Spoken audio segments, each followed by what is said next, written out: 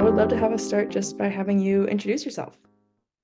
Sure. My name's Rob Moseley. I am a 1999 graduate of the School of Journalism. I worked at the Emerald for a couple years, 97 and 98 football seasons. And I was assistant sports editor my last year. I went to work part-time for the Register Guard almost immediately after I graduated. Worked there full-time from like 2001, 2002. I can't remember exactly when I went full-time to 2013. And then the summer of 2013, I took a job as editor of GoDucks.com, the website for the athletic department at Oregon.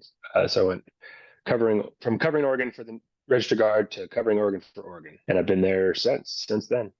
Yeah, absolutely. It seems like you've got a long career in the world of sports journalism throughout, the SOJC and then also the career that has followed you after that. Do you remember what drew you to the field initially? Was there anything that called out to you about sports journalism specifically? Well, I was always a consumer. I was always a big reader, like from the as young as I can remember. And so I was just surrounded by books all the time when I was growing up. And so I consider myself so lucky now because in idle moments, we didn't have phones to pick up. Didn't watch a lot of TV. Wasn't allowed to watch a ton of TV, and so I just go grab books off the shelf and start paging through them. And so that led me to be a newspaper reader. I grew up in the San Francisco Bay Area, which in the 80s, I was born in 1976. So I kind of came online as a sports fan, like right when the 49ers were getting good. I was an Oakland A's fan. Yeah. Through my family, I was a Dodgers fan, ironically, being a Bay Area guy. But kind of a lot of my teams, the Golden State Warriors, were really good then. So that stoked kind of sports fandom in me. My dad was a huge sports fan. My mom is too. And so kind of the combination of being kind of a word nerd and a sports fan interested me in the idea of it. Kind of the irony I always joke about this is that I started working at the Emerald for the money. My college roommate was one of the first guys that the Emerald hired in the late 90s to help build the website. He Mm. was a computer science major. And he started bringing money home. And I was like, well, that seems like a pretty good deal to make some money. And I knew I could write a little bit. I knew I understood sports. And so I just figured, hey, I'll go to work there, freelance some sports articles to just to bring home a few bucks while I figure out what I want to do with my life. And, it was a fairly rocky start because I hadn't taken any journalism classes or anything. I was just kind of winging it based on, what I'd read and kind of stealing from what I'd read Yeah. growing up. Um, but kind of got the hang of it, kind of was dragged into a relatively professional work ethic by the folks who worked there full time on the sports desk, and eventually declared a journalism major, and the ball was rolling. Yeah, absolutely. I think funnily enough, it's usually the stuff that we do as little kids that ends up finding its way For back sure, into for careers. sure. And then, were there any experiences from your time working at the Daily Emerald and then also being a student at the SOJC that you feel kind of helped prepare you for your career post-graduation? Oh, 100%. Because I started at the Emerald first, Mhm. and then declared a major. Um, everything I learned was kind of real world, hands on, and Yeah. it was invaluable. And I learned a lot of fundamentals uh, at the SOJC, but in terms of like real world experience preparing to work, in the field of media, my classroom education doesn't come close to the Daily Emerald newsroom Mhm. education. Um, I had no sense of professionalism kind of in any element of my life when I started working there. I think I was probably about 19, but certainly not as a journalist because I had no training, and so people like Mark McTeer and Ryan Frank that I worked with back then really had to kind of drag me kicking and screaming into you know again this the world of professionalism and meeting deadlines and basic elements of writing and things like that. So that was all invaluable, and I learned so many things the hard way, and had to get chewed out because I screwed up. But those are the lessons that stick with you, right? And then, yeah, I mean, I had some really formative experiences too. The day of the shooting at Thurston High School, I was in a reporting class. Our assignment was, it was right around Memorial Day, if I'm remembering this correctly, and our assignment for the day was go out it was like a 3 or 4 hour class, whatever. Submit a story at the end of class. It's either related to Memorial Day somehow or is like a breaking news story. Well, I was working sports then at the Emerald, but there was a news reporter who was working in the newsroom as well, Trisha, I believe, if I'm remembering right. It's been a while. But we were like, hey, that's a breaking news story. I mean, does the Emerald want us to go out there and cover this for the Emerald and also, for our reporting class? And the reporting instructor, I think, just said, yeah, go do it and you can submit it whenever. And so we went out there in the wake of this shooting, and you talk about kind of an eye-opening, real-world, on-the-job look at what it's like to cover a tragedy. I don't mean this to sound pithy in any way. I mean, in no small part that day, I realized I really wanted to just stick to sports because that was too real. There's hard questions you have to ask in journalism, regardless of your job, but that type of hard question was one I would have preferred never to have to ask again. And I've covered hard stories since then that dealt with tragedies. But yeah, that was certainly a day I'll never forget. That was the assignment, and we were all about it in that moment. And we got through that day okay, but I think upon reflection, I was like, you know what, I'd rather do that as infrequently as possible in my career. That's for sure. Goes Yeah. without saying. Yeah. That's some pretty heavy stuff for sure. Yeah. Did you encounter any of that too, like post-graduation when you were working at the Register Guard, or was it, from that point forward, were you mostly just focused on sports? Oregon football, which I covered primarily at the Register Guard, is a big enough deal in the city of Eugene that you end up writing things for the news side. Unfortunately, if there's incidents where somebody gets in trouble with the police or something like that, there were times I would cover that, and the news side would kind of take over, editing that, overseeing the writing and editing process of that. There's certainly times when the news side kind of touched what I did, and vice versa. I mean, you may have heard somebody say this before. Sports department, we'd always laugh like on an election night when the news people were losing their minds and buying pizzas because they were burning the candles at both ends and all that. And that's a normal Friday night for a sports desk in a city like Eugene with high school football and all that. So Yeah. yeah, I mean, in terms of tight deadlines and needing to write quality copy kind of under fire and go out and find compelling stories and things like that. Yeah, I mean, you know, sports certainly prepares you for all that stuff. It's just the subject matter that's different. I was also curious, because you've been in the sports reporting game for so long and you did it at the DE and then also at the Register Guard and now also for the university. I'm curious if there's any ways that you've seen sports reporting change over the years as far as like the style or also just having reported on Eugene for so long, if there's any like fundamental Oh changes yeah. you noticed. No, I mean, I think that's a good entry into kind of the career change I made in 2013. I think for so long in journalism, we were kind of flying blind in terms of truly knowing kind of what readers wanted. As a business, journalism, newspaper journalism in particular, kind of was able to, because the classifieds and the TV guide and the crossword puzzle were paying the bills, we could kind of stay above it all. And I think folks got out a little ahead of themselves in terms of kind of not respecting the audience enough. And I think when news went online, we all got a real hard sense that kind of how important we thought we were in providing the news wasn't how we were seen in the eyes of our audience. Another story that I tell a lot, one of the biggest things I learned when news went online, meaning stories were on the website and people could comment on them, or I would post a link on Twitter, people could respond that way. One of the first things I learned is anytime I reported a piece of news, the predominating questions would be, okay, well, what does this mean for the future? And initially my reaction was also, it's not my job to tell you that. My job is to tell you what happened. Here, I've done that. You go ahead and interpret the future however you want. It became very quick that the audience wanted to know that. Like you're as a reporter, you're closer to the situation than the audience.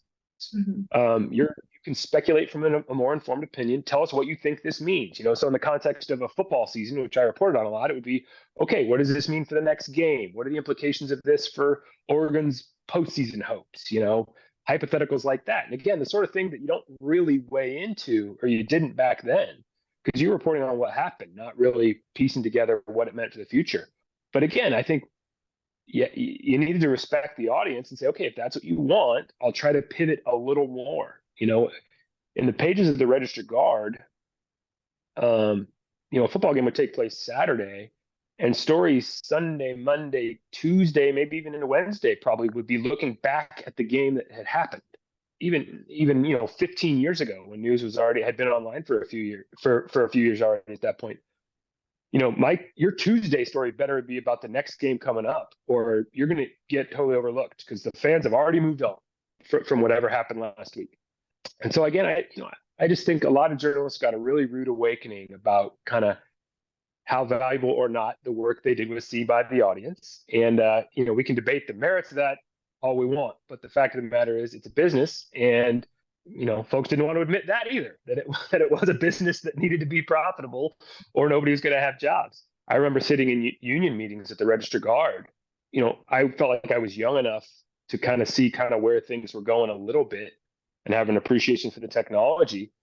Mhm. And I'd sit in meetings with folks that are my age now, if not older still, and they'd have no clue. And all they wanted to do was kind of keep doing what they were doing, and act like the future wasn't coming.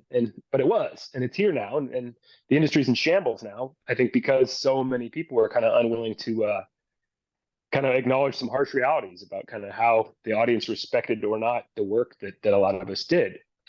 A major specter in sports journalism kind of in the late 2000s, around the time I started to reassess my career path, was this website called Deadspin. Deadspin was rumor mongering. It was Gawker, TMZ. It was that kind of tone, and people ate it up, and it was all hot takes. You look at where the business is now with, if you turn on ESPN or another sports network in the morning, it's all just people giving their takes. It's not news and information. It's just some person's opinion, and there's a voracious appetite for that.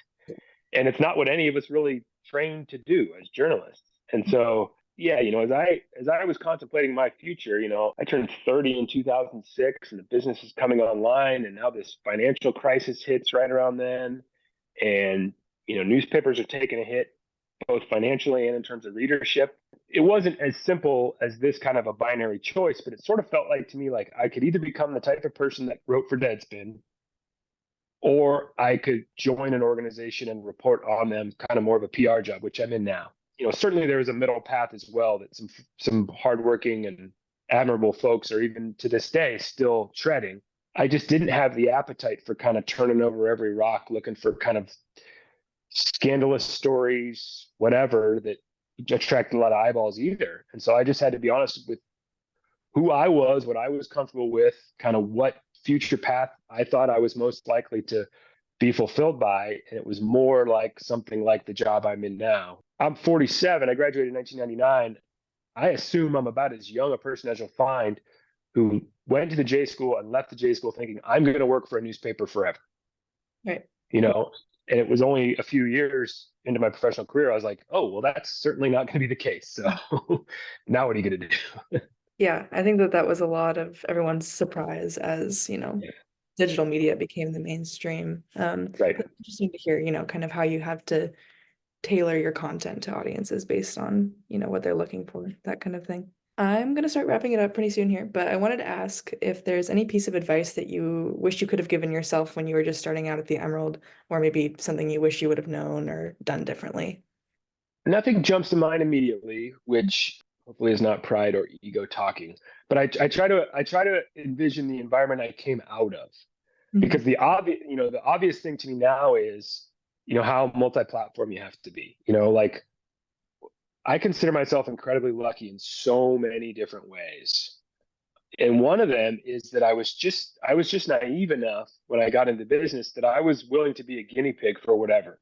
Totally. And in particular, there was a guy who worked in the photography digital side at the Register Guard named Carl DeVaz, who was constantly kind of planting seeds with me. Hey, you should think about joining Twitter. I've never heard of Twitter. Well, you should look into it. Okay. Hey, you should think about doing like a video piece after football games and posting it to YouTube. I don't know how to do anything like that. Well, it's easier than you think. You should think about doing it. Okay. Since I came over to the U of O, I've been doing podcasts and a ton of stuff on video and things like that. And and so certainly, if I could do it over again, being able to predict the future, I would. My uh, academic path was so concentrated on the newspaper business. But at the time, that made sense because again, that's what I thought I was going to do, and that's what everybody thought. Everybody thought that industry was going to live forever. Yeah. So I don't want to say it's like a regret, but I certainly, if I knew what I know now, I certainly would have taken a lot of different courses. Photography. I've been doing photography the last 4 or 5 years. Not well, but doing it. Just to make sure. Because particularly if we have a home event in any sport, we want a photographer there. And now there's, students are interested in getting involved, and it's easier to do. But 4 or 5 years ago, I started doing photography myself because it was a little harder to just make sure we had every tennis match covered and whatever. But I felt like kind of we owed the kids we were covering to do that. So Totally. that's one more skill that if I could go back, I would have taken a photography class or three. Video editing, stuff like that. But again, I don't want to. I don't want that to sound like any kind of critique of the academic path I was on or anything like that, because just nobody knew how fractured everything was going to become within a few short years. Yeah, totally. And I see it as a good time too for people in the SOJC right now to kind of experiment and try as many new Yeah, things for that reason. but Exactly.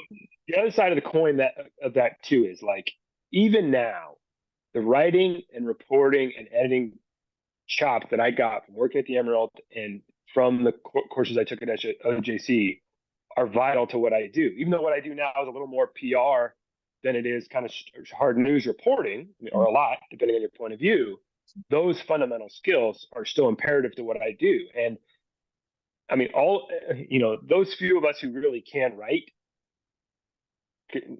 recognize that most other people can't. And no, that is sort of pride and ego talking, but I assume that everybody who watches this will be able to relate to that sentiment because they're all people who can write and communicate. And so even now, yeah, I mean those skills are just vital to what I do. And so I wouldn't change anything. Fortunately, I've been flexible. All of this upheaval took place when I was still kind of younger and flexible and more flexible. I sort of took a shot at kind of older coworkers a few minutes ago that I had at the Register Guard. But shoot, if all this happened to me when I was 10 years older than I am now, I would have been much less well equipped to handle it because that's just the nature of aging. You kind of get set in what you do. So I do feel a little bit fortunate that all that change happened when I was younger and a little more flexible and a little more capable of kind of learning new things. Even though I try to this day to maintain that sense of flexibility. Again, the older you get, the more kind of out of touch you feel. I mean, I'm not on TikTok. No desire to be on TikTok. Would it would I be able to reach more Oregon fans if I was on TikTok? Probably, but I'm just at a point where I'm like, you know what? I got to draw the line somewhere. Yeah, I get it. That makes perfect sense. Before we go, I just wanted to ask if there was anything I didn't ask, any final thoughts you have? Not really. I mean, I hope that was insightful. That's it's been a wild 25 years, whatever, since I graduated. It's hard to believe it's been that long, but if you'd asked me then, would I ever work for an organization? I would have said heck no. But the business has changed so much, and I do love what I do. I feel so fulfilled by it, but I feel fulfilled by it in very different ways than I did, when I worked at the Register Guard and I worked at the Emeralds, because it's a fundamentally different job, but it's still so fun every day to be around young people because it keeps you young a little bit, and to be able to communicate with fans and kind of be a provider of something folks generally enjoy, as long as the teams are doing well. So it can be a little up and down. And again, my experience at U of O, at the School of Journalism, at the Daily Emerald was just vital in helping prepare me for what I do now and helping me get here. Awesome. Well, thanks again so much for your time. I Yeah. appreciate you taking it out of your day, joining us all the way from Las Vegas, following Yep. basketball. Yeah. Appreciate it. Thank you.